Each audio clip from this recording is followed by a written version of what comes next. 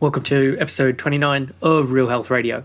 You can find the show notes and the links talked about in this episode at www.7, so seven, health.com/29. Welcome to Real Health Radio. Health advice that's more than just about how you look. And here's your host, Chris Sandel.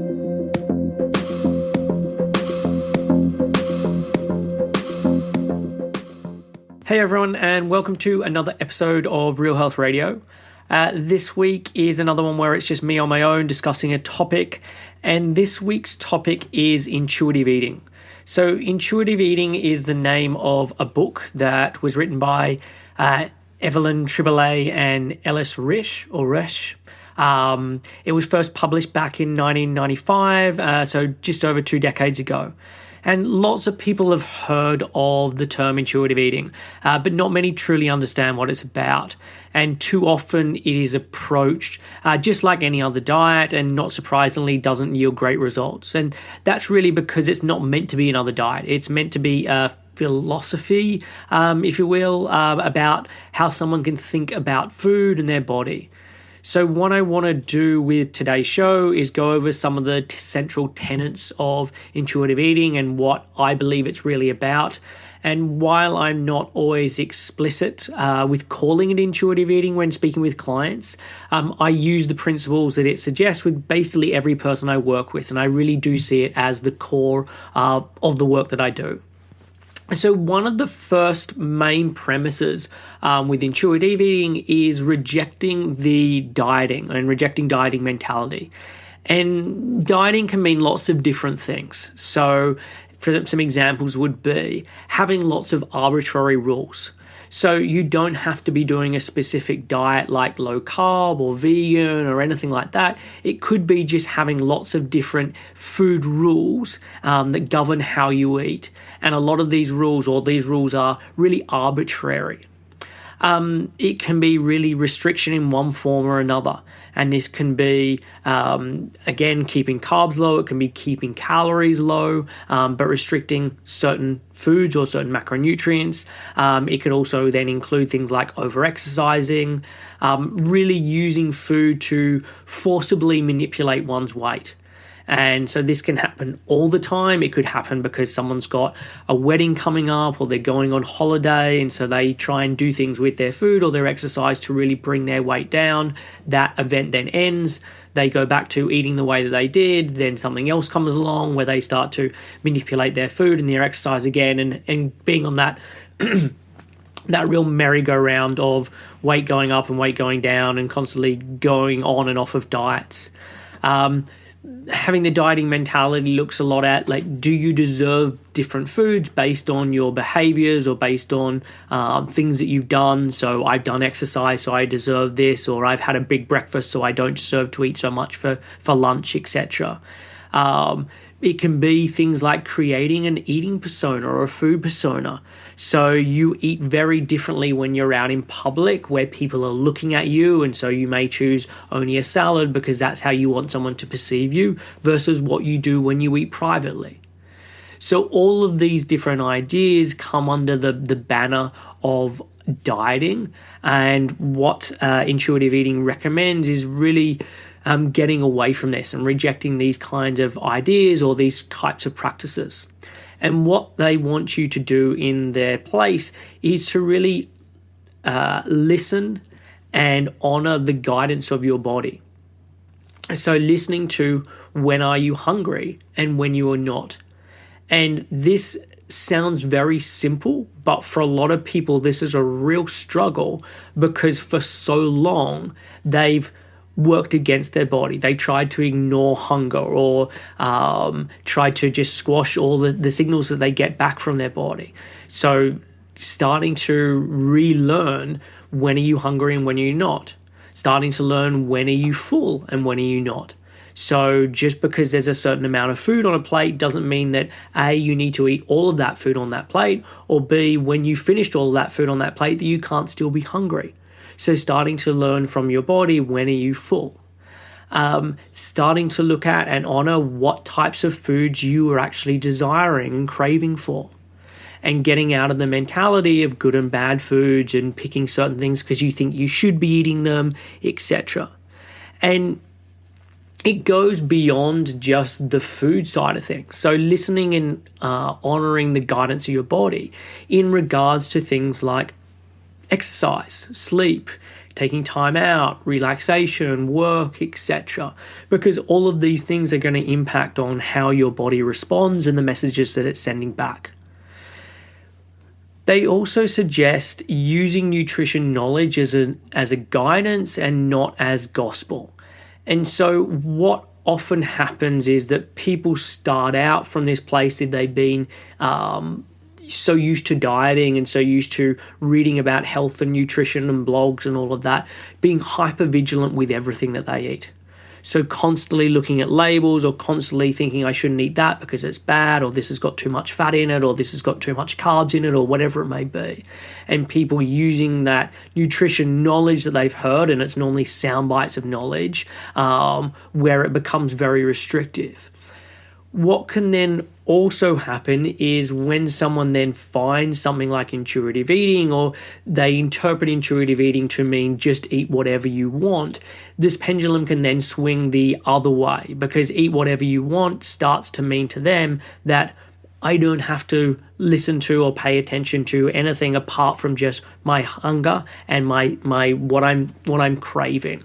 And so someone can then start to be getting certain conditions or certain health ramifications, but they don't want to pay attention to anything to do with how they're eating, because for them that means that they're dieting. And so there is a real middle ground between those two extremes. And I think that's what intuitive eating is trying to get people to remember is, yes, nutrition knowledge can be helpful, but it can also be taken too far where it starts to cause problems. And yes, listening to your body is also helpful, but if people are only listening to one aspect of their body, i.e. their palate or their taste, that's also going to be problematic. I saw in an article someone used the quote that the opposite of crazy is still crazy. And I think it's a really good thing to keep in mind. Just because dieting and diet culture is not the answer doesn't mean that the pendulum should swing so far the other way that someone's having lots of different symptoms and they're saying, I'm not going to look at them, or I'm not going to look at them from a dietary perspective because that means dieting. And so finding that middle ground is definitely one of the big things that intuitive eating talks about. And for me as a nutritionist, I think there are some really good beneficial things to be changed in someone's diet to help with their health. But it's then keeping that stuff within perspective. Part of honoring someone's hunger as well is looking at what are the different signs of hunger. Because too often when people are trying to work out, am I hungry? When should I be eating? That they will only go for the obvious things. So am I getting a growl in my stomach? Is my stomach feeling empty? When actually for a lot of people to get to that point of that growl in their stomach or their stomach being empty often is where they've let hunger go a lot further than they really should. And often if they start to pay more attention, they'll notice that well before that, they were getting maybe a little bit of a headache, or they were starting to notice that their hands and feet were getting a little cold, or they were getting a little moody, or they aren't able to concentrate as well as they should, or as well as they often can. And all of these signs can be pointing towards actually you need to be having something to eat.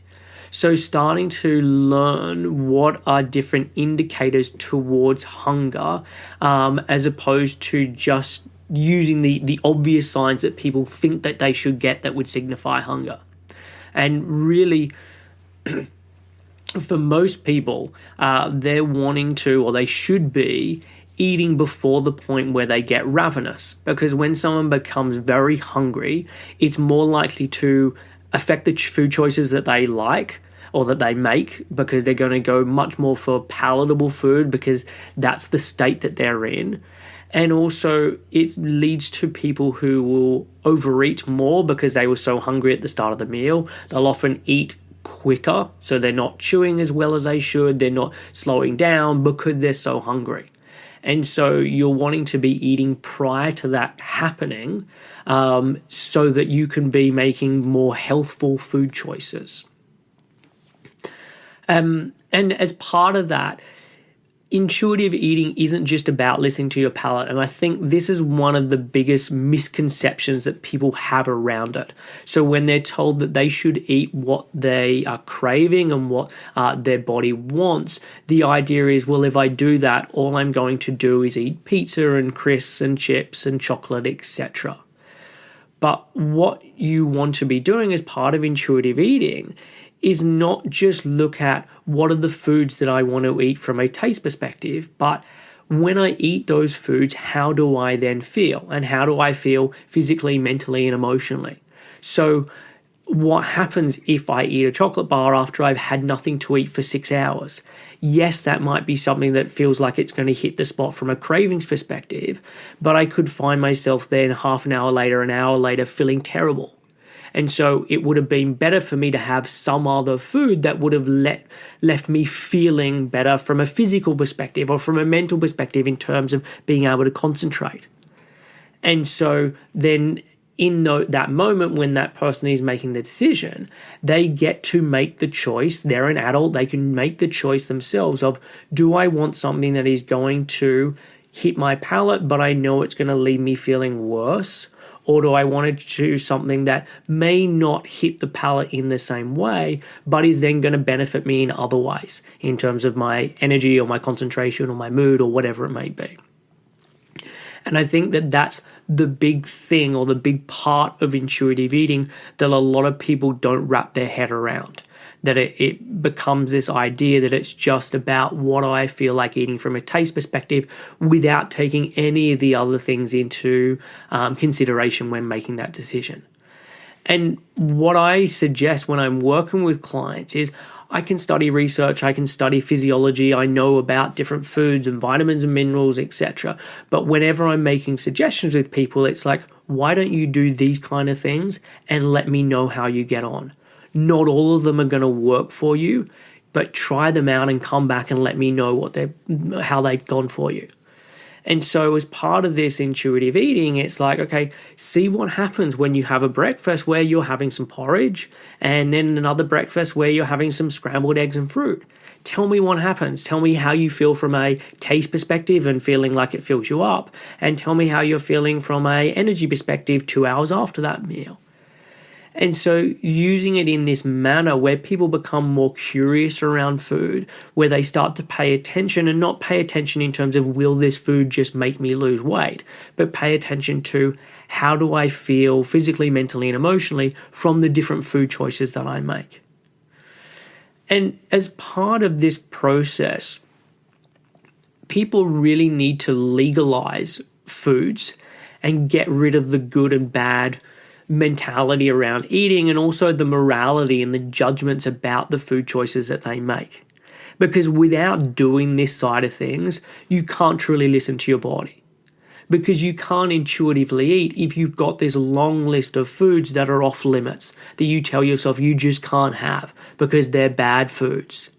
Then there's a difference between I can't have this long list of foods or this list of foods because I know for medical reasons that I can't have it. So, for example, if someone's celiac, they don't then turn around and say, well, I'm doing intuitive eating, so I can now start to bring in all these gluten-rich foods. That's not going to work for them.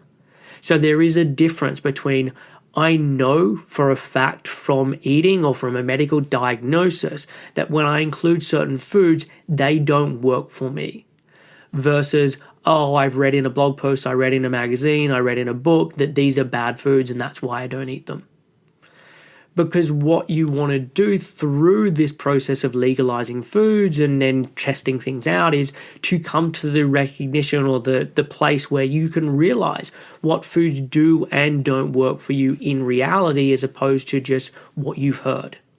Because when people do this, and they do this with clients all the time, they get to a point where there's a lot of foods that are on the bad foods or the junk foods or whatever that most people talk about that actually work really well for them and they don't have problems with them. They actually help them. Just as there are lots of foods that are on the you must eat them, these are very good for you, that when they do include them, they don't work for them. And so starting to get to that place where someone really truly understands what does and doesn't work for them. And then even in instances where they pick foods that don't work for them, they still honor that decision. Because there might be a situation where someone is offered some cake or someone eats some cake. They know that they don't feel that great after eating cake, but they decide that in that moment, they're making the choice that it is going to taste nice. I want to be doing this for me from a taste perspective, so I'm going to eat it. And when they make that choice, there shouldn't be any judgment or shame or moral failings because of that. It's just food. And so getting to that place is really important. And that's where I'm wanting to get clients to when working with them. And that's where we get people to. And ironically, when someone is in that situation, they actually eat less quote unquote bad food or quote unquote foods that aren't right for them, because there's not the same emotion connected to those foods. And so what I would add to that is understanding the idea of emotional allowance when you're eating those foods. Because, for example, there's a big difference between eating a cookie and while doing that, chastising yourself, saying, you shouldn't be doing this, new diet's got to start tomorrow, I'm such a bad person, versus eating that food, allowing yourself that food, and then just getting on with your day. And it's ironically, again, typically the person who is eating that food while constantly berating themselves and chastising themselves, that will typically end up eating more of those foods down the line. And so I would also add that ironically, when people start to follow through with this, especially if they have a real history of dieting, especially if they have a real history of boom bust type eating, lots of good and bad foods, that side of things, food can often lose a lot of its excitement and a lot of the enjoyment, and it can become somewhat flat. And the reason is because the intense sensations that people are often getting or were getting with eating food weren't because of the food per se. It was because of the stories and the emotions and everything that they created while eating that food or anticipating that food. And once that is then removed, the food loses a lot of its power. And so often people can say, you know what, I've got to the point where I'm a little bit bored with eating and food has just become food again. And that, in a sense, can often seem like a real negative thing. And people are like, well, I really miss that. But in reality, it's a much more positive thing, because they should be getting their sense of excitement and emotions and all of that from other areas of their life, not typically from food, or at least not from food to the degree that there was happening before. Which then leads on to the next point, which is also one of the big things with intuitive eating that I often feel is glossed over or people don't really understand. That at the heart of intuitive eating is teaching people to diversify their coping mechanisms. So people eat for a multitude of reasons outside of hunger. So people will use food to deal with emotions, to change their state. And while I don't think there's anything inherently wrong with this happening, people often want to have different coping mechanisms or ways to actually resolve the real issue. And food doesn't really provide that with someone, or people will want to have more options, as I say.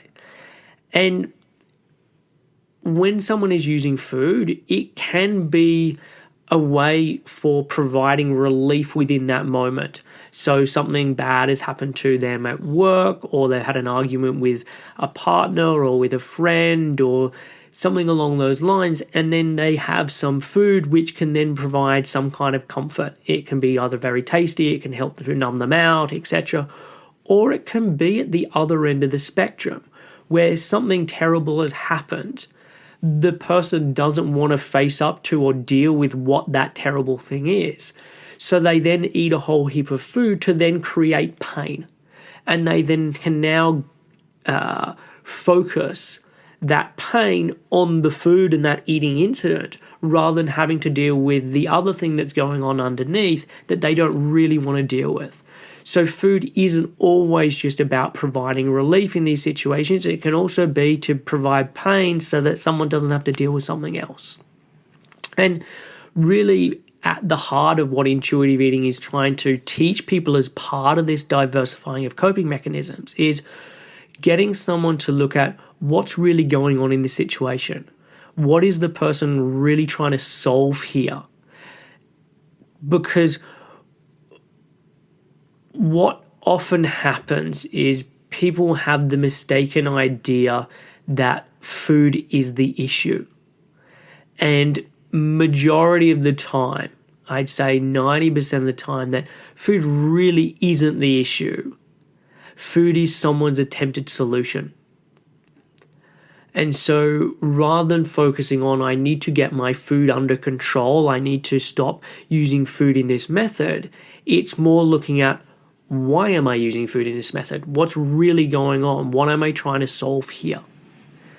And what can happen when people start to get food under control is they can find that they start to feel quite low. And they start to feel like quite low if they're not dealing with the underlying cause that's going on. Because as I said, food isn't the issue, it's their attempted solution. So it's at this point, and it's normally done side by side, that people need to be then doing the work on what the real issues are. So what are the real issues around someone's confidence? Or what are the real issues around someone feeling enough? Or what are the real issues around something that happened in someone's past that they're consistently and continuing replaying over and over again? And food is trying in one way or another to deal with that situation, but it's not actually repairing that situation.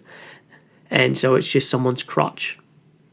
And so with all of this stuff, it's not about willpower.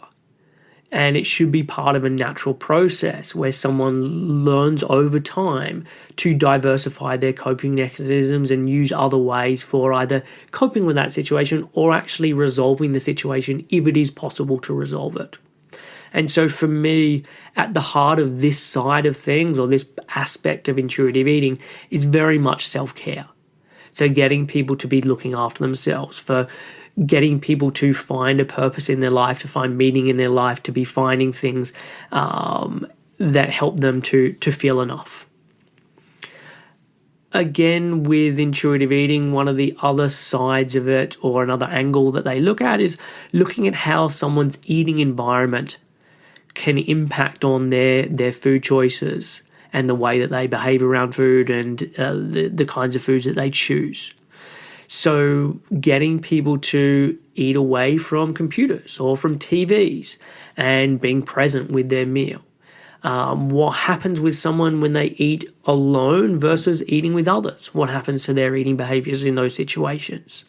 What happens in someone's eating behavior at a restaurant versus food that they're eating at home? And that could be food that they're eating at home that they've cooked themselves versus food that they're eating at home that they bought when they got as a takeaway. And so looking at and learning how do all of these different things impact on someone's hunger, impact on someone's fullness, impact on how someone responds to that food in terms of all the different physical, mental, and emotional sides of it. Is someone giving themselves enough time and eating slowly enough?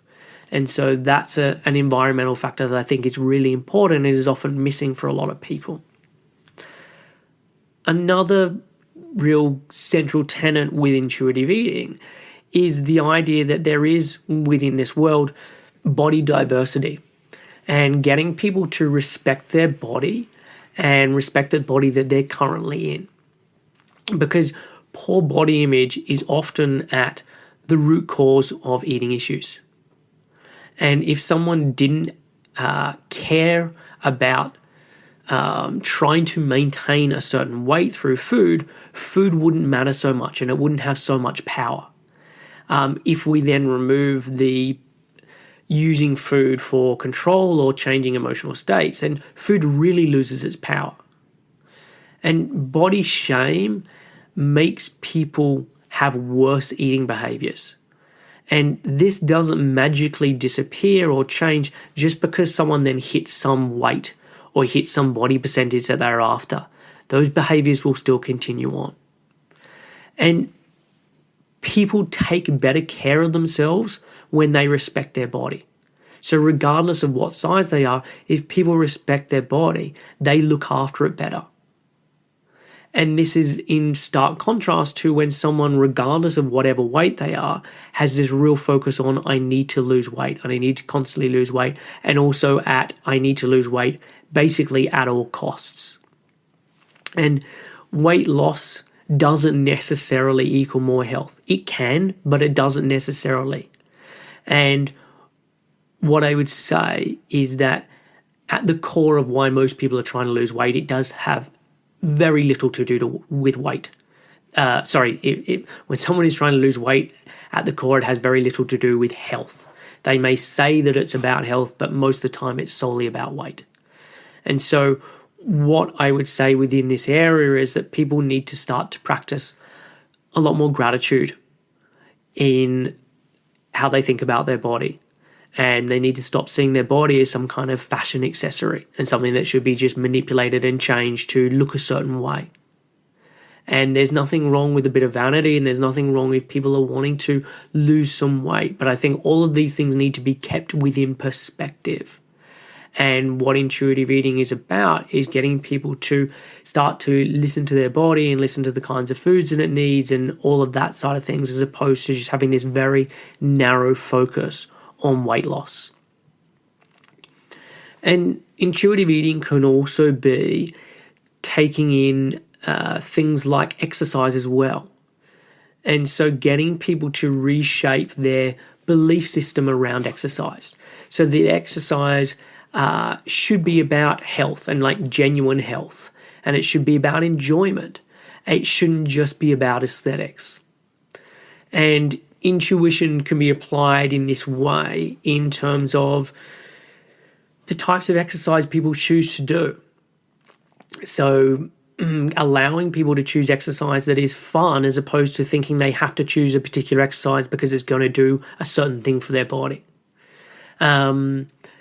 Allowing people to use their intuition in terms of how much exercise they should do.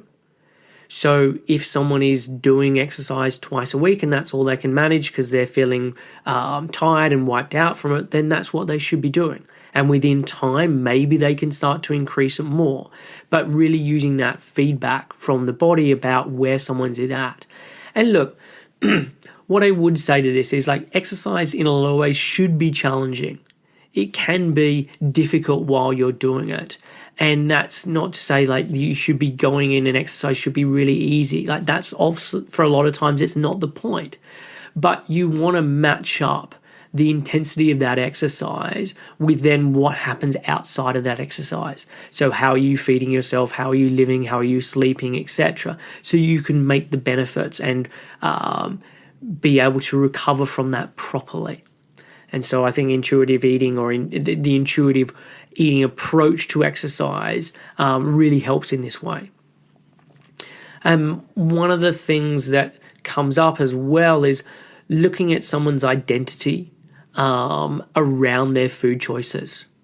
And I talked about this in the beginning in terms of people who are out and they're eating differently to how they eat privately. But what does someone's diet say about who they are as a person?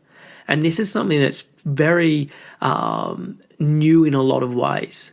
Like this hasn't been a very common thing where people would very much identify as being, oh, I'm paleo or I'm vegan or I'm whatever, in the way that it happens these days. And so what intuitive eating is wanting people to do is often move away from a lot of those identity-based decisions and really be listening more to their body about what are the foods that they should be eating and the way that they should be structuring that eating, etc. And I would also add that intuitive eating can, and maybe this is me just interpreting it slightly differently, and this is how I do it with clients, is that intuitive eating can, from my perspective, include things that you might not think of as intuitive. So something like keeping a food log, most people don't think about as intuitive. They think about, oh, okay, this is me keeping a food log to make sure I'm not eating badly and to keep me on track type thing. Or using tracking of calories. People are like, well, that's not intuitive. You're trying to keep your calories down, etc. For me, I think that you can be using a food log, or you can look at calories, or you can look at ratios in terms of macros, etc. And all of these things can be about intuitive eating if people are using these methods in terms of increasing their awareness.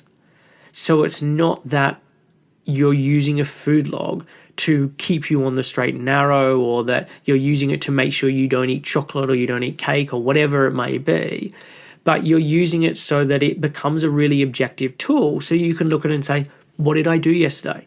How did I feel yesterday? What patterns am I seeing with that kind of stuff?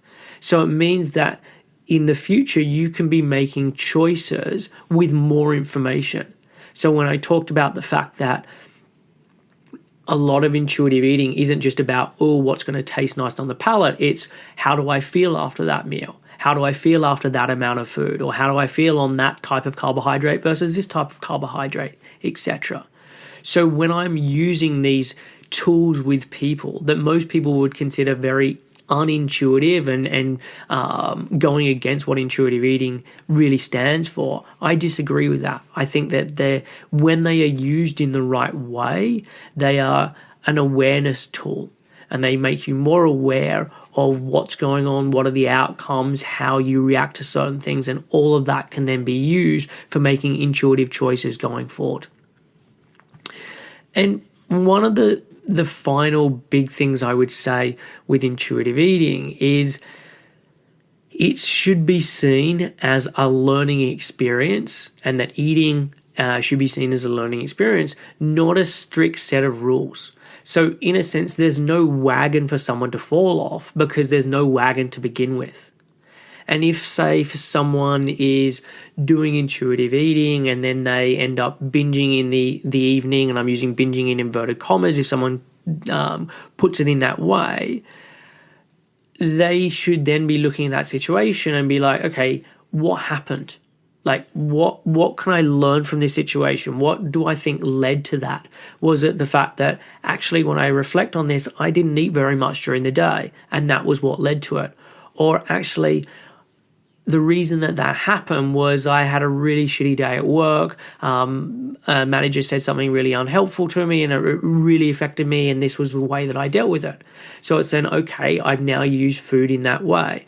And so rather than thinking I've failed or I did something wrong, it's what can I learn from this experience? And I think that is much more helpful to people where they're seeing it in this way that they can build on it and they can learn, as opposed to I was bad or I made a mistake, and that mistake is meaning X, Y, and Z, etc. Because really, if the people often who are drawn to intuitive eating are drawn to it after years and years of dieting and not being very successful with it.